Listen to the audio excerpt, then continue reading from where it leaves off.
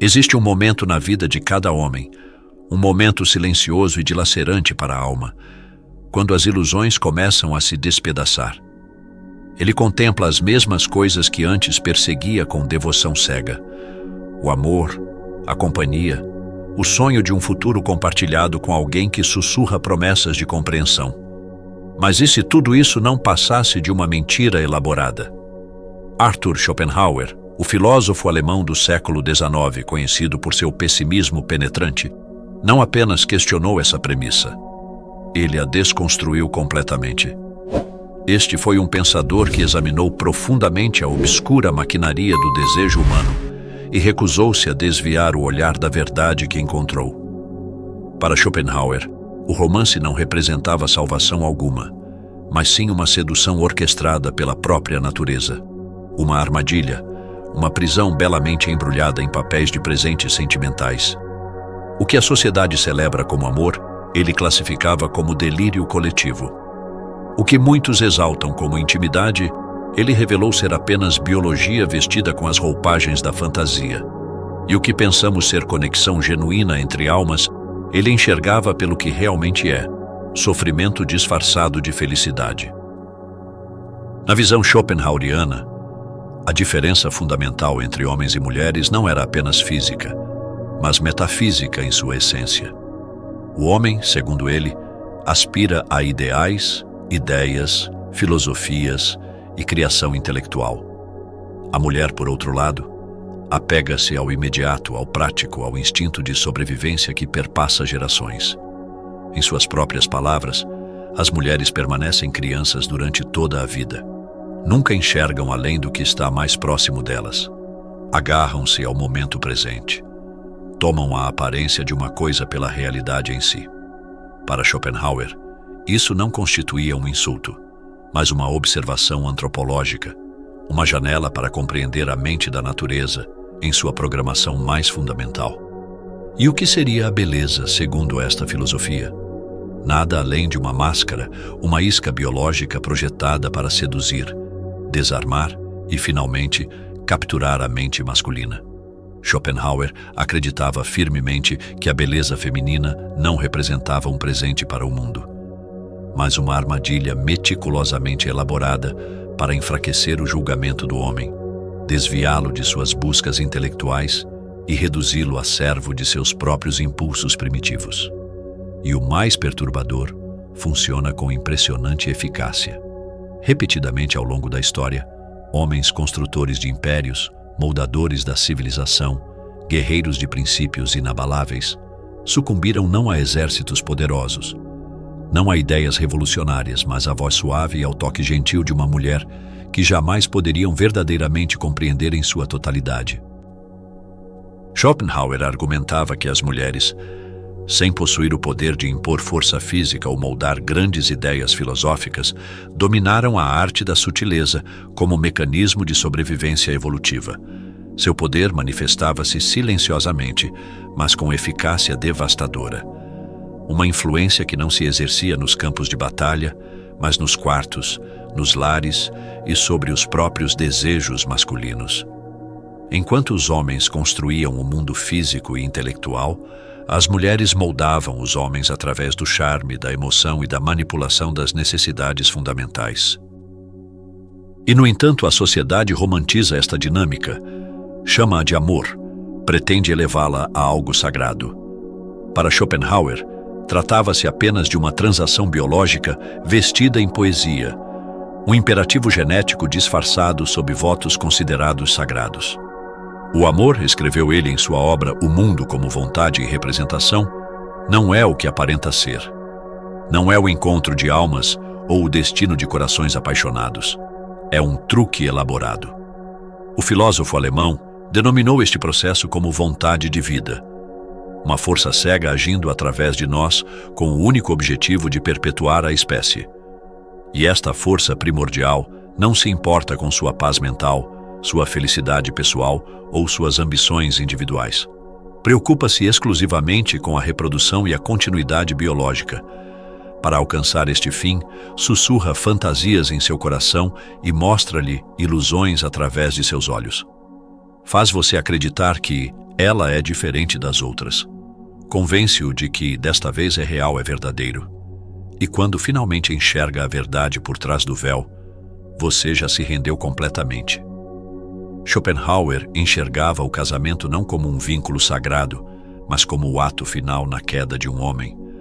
Uma ilusão juridicamente vinculativa, um contrato assinado com esperança, mas pago com arrependimento e resignação.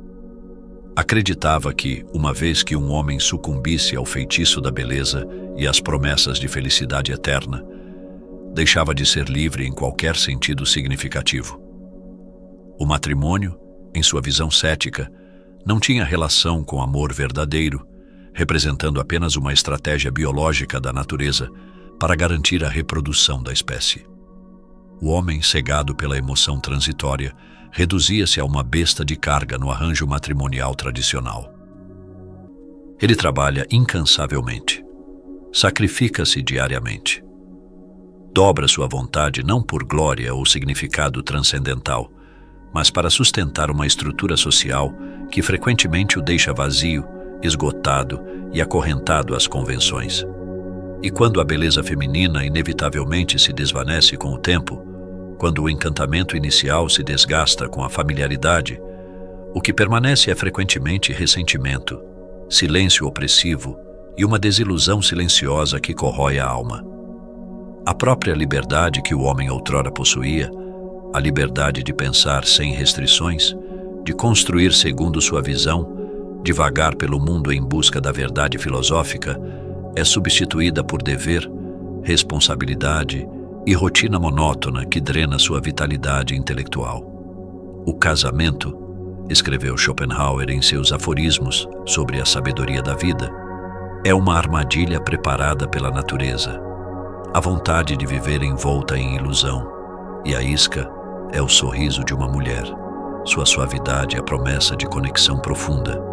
Mas por baixo de tudo isso, argumentava o filósofo, existe apenas instinto primitivo, sobrevivência biológica, repetição sem sentido transcendental.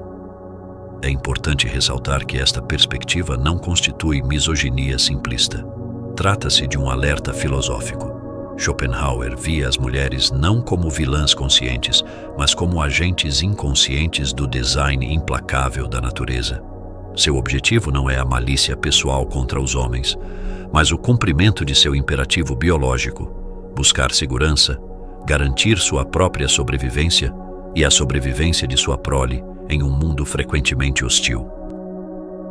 Para realizar esse objetivo evolutivo, Schopenhauer afirmava que as mulheres desenvolveram um conjunto superior de habilidades na influência emocional. Não a lógica rigorosa, não a força física, mas a persuasão sutil, a astúcia psicológica, a intuição aguçada. E é neste espaço, este campo de batalha emocional, onde tantos homens são derrotados. Não porque sejam mais fracos intrinsecamente, mas porque permanecem inconscientes das forças operando contra eles. Combatem usando lógica em um reino governado por instinto. Racionalizam quando deveriam resistir com discernimento. Schopenhauer observou que, neste arranjo, os homens frequentemente se transformam em peões manipulados. Constroem a casa, mas ela não lhes pertence verdadeiramente. Esforçam-se em suas carreiras apenas para entregar os frutos de seu trabalho. Sonham grandes sonhos, mas estes se diluem gradualmente sob o peso da obrigação constante. E durante todo esse processo convencem a si mesmos de que isto representa a realização pessoal, que o sacrifício é nobre, até mesmo necessário para uma vida significativa. Mas sob essa fachada de contentamento, muitos sentem a dor latente de algo profundamente perdido, uma voz interior que não mais conseguem ouvir claramente, um fogo criativo que não mais arde com intensidade, uma versão autêntica de si mesmos sepultada sob camadas de compromisso e acomodação. Schopenhauer alertava os homens contra este destino, não para condenar as mulheres como categoria, mas para despertar os homens de seu sono dogmático, para abrir seus olhos às forças em jogo, para ver através do véu de ilusões antes que seja tarde demais e a vida tenha se esvaído em compromissos vazios. Ele dirigia-se aos homens não como inimigos das mulheres, mas como buscadores da verdade filosófica. Porque na filosofia schopenhaueriana, não é a mulher que destrói o homem. É a ignorância do homem sobre a natureza feminina.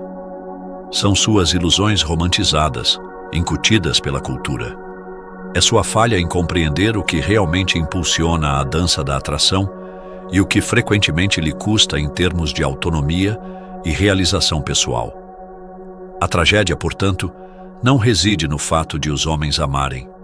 A tragédia está em amarem cegamente, sem consciência filosófica, em entregarem sua alma a uma ideia que nunca questionaram criticamente, em confundirem desejo com destino e sedução com sinceridade autêntica. E quando a ilusão finalmente se dissipa, quando a realidade se impõe com toda a sua crueza, eles se encontram não apenas com corações partidos, mas com vidas fragmentadas, sem direção clara ou propósito definido. A brilhante contribuição de Schopenhauer não estava em sua suposta amargura pessoal, mas em sua clareza analítica impiedosa. Ele despiu o sentimentalismo superficial e expôs a maquinaria subjacente, as forças cruas e não filtradas da natureza que nos impulsionam a todos, quer as reconheçamos conscientemente ou não. O filósofo enxergava os homens não como opressores das mulheres, mas como vítimas de seu próprio anseio por completude através do outro. Os homens, argumentava ele, são nobres por natureza, racionais, determinados, construtores do pensamento e da civilização. Erguem impérios, pintam obras-primas, solucionam os enigmas da ciência e lutam com as grandes questões filosóficas que definem a condição humana. Mas todas essas realizações, cada avanço intelectual ou civilizacional, permanece vulnerável ao colapso no momento em que um homem se rende ao desejo não examinado criticamente. Porque uma vez que cai sob o feitiço da paixão romântica, começa a servir não ao seu propósito elevado, mas ao propósito biológico dela. Torna-se disposto a sacrificar sua missão existencial pelo mero reconhecimento e aprovação de uma única pessoa. Começa a comprometer seus valores em nome do conforto doméstico. Remodela sua identidade para tornar-se mais palatável, mais agradável, mais desejável aos olhos femininos. Ao fazer isso, esquece gradualmente quem realmente é em sua essência. E Schopenhauer interpretava isso como a traição mais trágica, não da sociedade, não de princípios abstratos, mas do próprio eu autêntico. Qual é o valor de um homem que esquece a si mesmo? O que acontece com seu espírito quando não mais vive pela verdade, mas pela validação externa? Schopenhauer observou que muitos homens não são destruídos por dificuldades materiais, guerras ou pobreza, mas pelo amor. Ou melhor, pela ilusão do amor. Pelo veneno suave da dependência emocional que se infiltra lentamente na psique masculina. E é aqui, argumentava ele, que as mulheres, consciente ou inconscientemente, exercem seu poder mais profundo. Porque elas não precisam dominar através da força bruta. Dominam através da necessidade criada, através da presença constante, através do charme sutil, até mesmo através do silêncio estratégico. Raramente exigem obediência explícita. Os homens a oferecem voluntariamente. Raramente pedem sacrifício direto. Os homens o voluntariam espontaneamente, e assim começa a erosão lenta, mas inexorável da autonomia masculina. Primeiro é o tempo que antes dedicava às suas ambições elevadas. Depois é o fogo criativo que antes ardia por seu ofício ou arte. Em seguida, é a solitude que antes dava origem às grandes ideias filosóficas. Um por um, estes pilares fundamentais desmoronam, até que o homem que antes se erguia altivo agora se encontra ajoelhado. Não em reverência consciente, mas em resignação inconsciente. Seu propósito existencial se reduz à manutenção do status quo. Sua alegria se transforma em evitar conflitos domésticos. Seus sonhos se contraem para acomodar o conforto e as expectativas de outra pessoa. E, no entanto, o mundo celebra esta transformação como algo positivo. Chamam-na de maturidade, responsabilidade, até mesmo amor verdadeiro. Mas Schopenhauer nos desafiou a questionar essas premissas.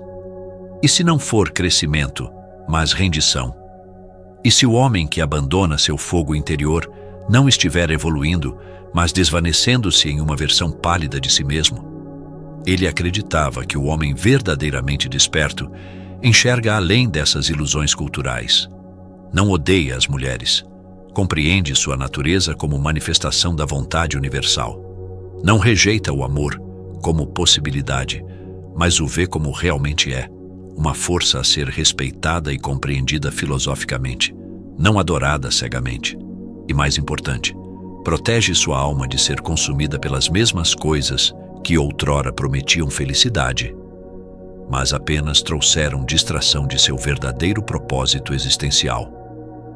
Esta não é uma chamada ao isolamento social completo, mas um convite à consciência filosófica plena.